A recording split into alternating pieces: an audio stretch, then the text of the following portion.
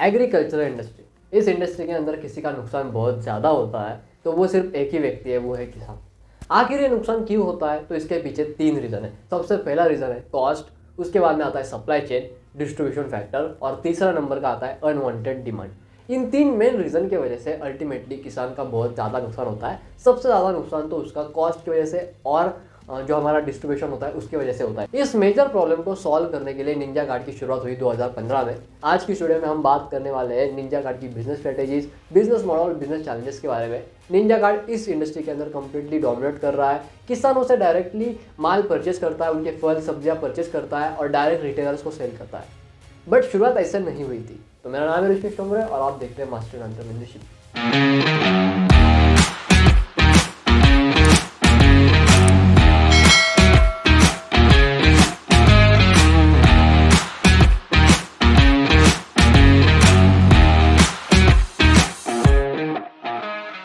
Ninja card की शुरुआत 2015 में हुई थी। शुरुआत की थी त्री कुमारम नागार्जुन और अन्य को फाउंडर्स के साथ में। कंपनी की जब शुरुआत हुई थी तो कंपनी का मेन फोकस ये था कि कैसे करके किसानों से अच्छे दाम के ऊपर जो है वो माल को खरीदा जाए ताकि किसान प्रॉफिटेबल हो। और दूसरा मेन रीज़न है उस फ्रेश माल को डायरेक्टली लोगों के घर तक पहुंचाया जाए। बट इस बिजनेस के अंदर बहुत बड़ी प्रॉब्लम थी। ये लगता है कि एकदम आसान है, लेकिन इसका बिजनेस मॉडल ही एक तरीके से चैलेंज बन गया था कंपनी के लिए। वो कैसे, समझाता हूँ। शुरुआत में जो कंपनी का बिजनेस मॉडल था वो था D2C बिजनेस मॉडल, यानी कि डायरेक्ट टू कंज्यूमर। कंपनी किसी भी मीडिएटर को नहीं रखती थी। पहले के मॉडल के अंदर होता यह था कि किसान अपना सारा माल जो है वो FMC मंडीज में बेचा करता था और वहां से वो माल रिटेलर्स और एंड कंज्यूमर तक जाता था। लेकिन निंजा कार्ड ने FMC मंडीज को कम्प्लीटली रिप्लेस कर दिया। उसके बदले में निंजा कार्ड जो है वो किसानों से माल परचेस करता है और डायरेक्ट कंज्यूमर तक पहुंचाता है। ये बिजनेस मॉडल सुनने में काफ़ी ज़्यादा आसान लगता है, काफ़ी प्रॉफिटेबल लगता है, बट ये जो है वो सबसे बड़ा ब्लैकलैश कर गया था इस इंडस्ट्री के अंदर और बहुत ही बैकफायर हो चुका था बड़े आराम से निंजा कार्ड के ऊपर। वो कैसे? उसके पीछे 2 रीज़न थे। सबसे पहला रीज़न ये था कि सब्जियों को, फ्रेश सब्जियों को डोर टू डोर ट्रांसफ़र करना, डोर टू डोर डिलीवर करना।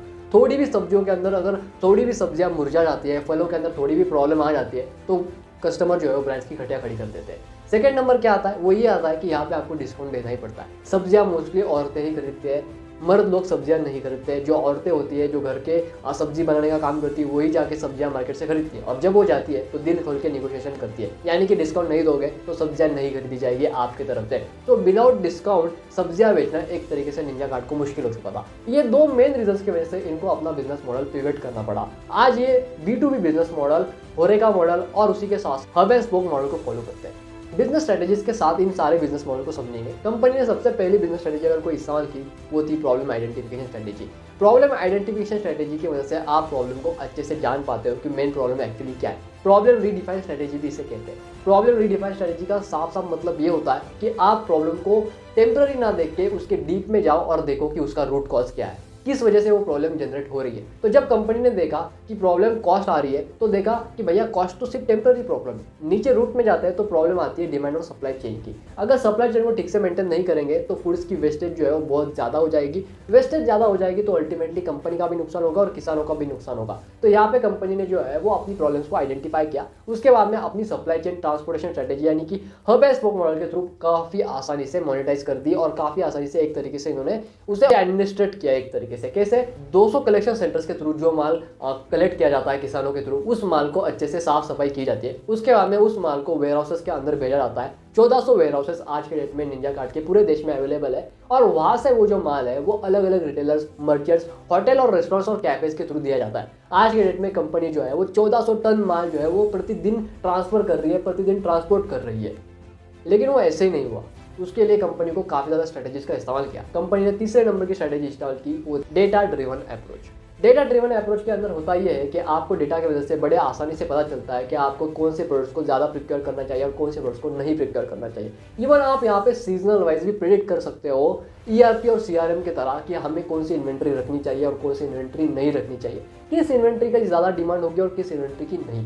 इसी सेम मेथड की वजह से अल्टीमेटली कंपनी को पता चल जाता है कि कौन से रीजन के अंदर कौन सी सब्जी ज़्यादा बिकती है, कौन से रीजन के अंदर कौन से फल ज़्यादा बिकती है। उस हिसाब से कंपनी अपनी प्रोक्योरमेंट करती है, जिसकी वजह से कंपनी का भी फायदा होता है। रिटेलर्स, जहाँ पे जो रिटेलर्स के पास, मर्चेंट्स के पास, होटल रेस्टोरेंट्स के पास जो माल जाता है वो फ्रेश माल जाता है और काफ़ी रिजनेबल रेट्स के अंदर जाता है, तो उनका भी फायदा होता है। प्लस किसानों को भी उनके माल की सही वैल्यू मिलती है, इसलिए उनका भी फायदा होता है। बट प्रॉब्लम ये आता है कि भाई इतने से काम तो नहीं चलेगा, किसानों को और भी बहुत सारी चीज़ें चाहिए। क्या रीज़न हो सकते हैं कि किसान जो है, रिटेलर जो है, वो एपीएमसी मंडी के थ्रू जो है इनके पास ना है? उसका सबसे बड़ा और मेन रीज़न अगर कोई है तो वो है 4th नंबर की strategy, pricing strategy. Pricing strategy इस इंडस्ट्री के अंदर बहुत ज़्यादा रोल प्ले करती है, ना कि सिर्फ किसानों के साइड, ना कि सिर्फ रिटेलर्स के साइड, और ना ही सिर्फ ब्रोकर्स यानी कि निंजा कार्ड के साइड। ये तीनों के साइड जो है प्राइसिंग बहुत ज़्यादा मेजर रोल प्ले करती है। इसके लिए मैं आपको पहला वाला बिजनेस मॉडल समझाता हूँ किसानों के लिए क्या था। पहले किसान जो थे वो एपीएमसी मंडीज में जाते थे, अपनी सब्जी जो है वो वहाँ पे बेचते थे। वहाँ पे ब्रोकर जो थे वो अपनी सप्लाई चेन बनाते थे, और अपनी सप्लाई चेन के अंदर वो जो ब्रोकर थे